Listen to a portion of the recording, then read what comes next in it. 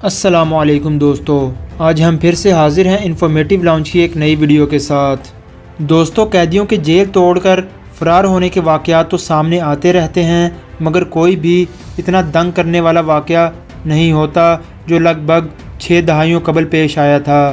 در حقیقت اس واقعے کے ہر دور کا سب سے بے خوف اور خطرناک ترین جیل توڑنے کا واقعہ مانا جاتا ہے، کیونکہ وہ قیدی ایسی جیل سے فرار ہوئے جو ایک جزیرے میں تھی اور وہاں سے کنارے تک پہنچنے کے لیے 2 کلومیٹر کا فاصلہ تیر کر طے کرنا تھا، جو بالکل بھی آسان نہیں۔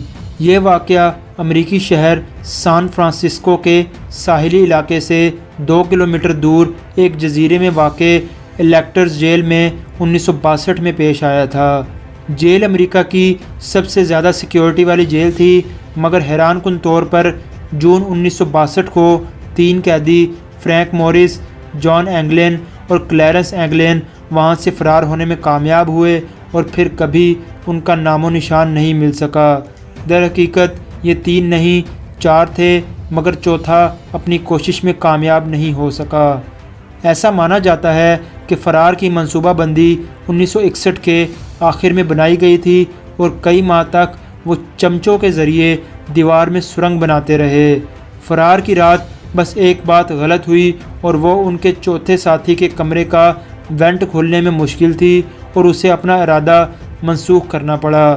اس سے تفتیش کاروں کو فرار کی متعدد تفصیلات حاصل ہوئیں۔ انہوں نے چمچوں کی دھار کو جیل کی دیواروں پر استعمال کر کے اس میں جگہ بنائی، جبکہ اپنے کمروں میں کاغذ سے بنی ڈمیوں کو چھوڑا۔ 12 فٹ کی 2 خاردار تاروں والی دیوار کو پھلانگا اور شمال مشرقی کنارے والے حصے میں پہنچے۔ وہاں انہوں نے 50 رین کوٹ کے مجموعے سے بنے رافٹ کو پھیلایا اور رات 10 بجے گہری دھند میں پانی میں چلے گئے۔ اس کے بعد وہ کبھی کسی کو نظر نہیں آئے، جبکہ 1963 میں جیل کو ختم کر کے سیاحتی مقام بنا دیا گیا، جہاں آج بھی وہ کمرہ سب سے زیادہ توجہ کا مرکز ہے جہاں سے یہ قیدی فرار ہوئے۔ در حقیقت جیل سے فرار ہونا تو ایسی خاص نہیں، مگر اس کے بعد جو ہوا وہ دہائیوں سے تاریخ دانوں کے ذہنوں کو چکرا رہا ہے۔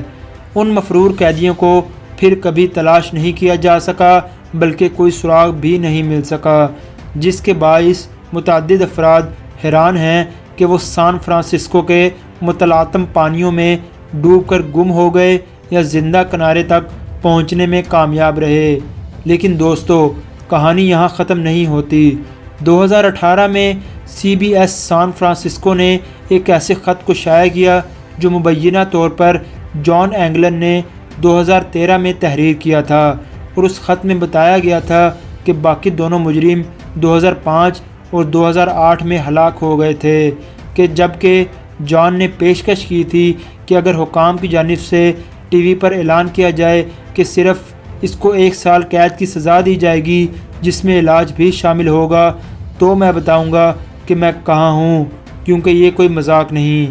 اگر جان اینگلن اب بھی زندہ ہوگا تو اس کی عمر 90 سال کے قریب ہوگی، مگر اس خط کے بعد اس کے بارے میں کچھ بھی سامنے نہیں آیا۔ تو دوستو، آج کی ویڈیو میں بس اتنا ہی۔ ویڈیو اچھی لگی ہو تو ہمارے چینل کو سبسکرائب کرنا مت بھولیے گا اور بیل کے آئیکن پر ضرور کلک کیجیے گا تاکہ آپ کو ہماری ہر نئے آنے والی ویڈیو کا نوٹیفیکیشن مل سکے۔ بہت جلد حاضر ہوں گے ایک نئی ویڈیو کے ساتھ۔ اپنا بہت خیال رکھیے گا۔ اللہ حافظ۔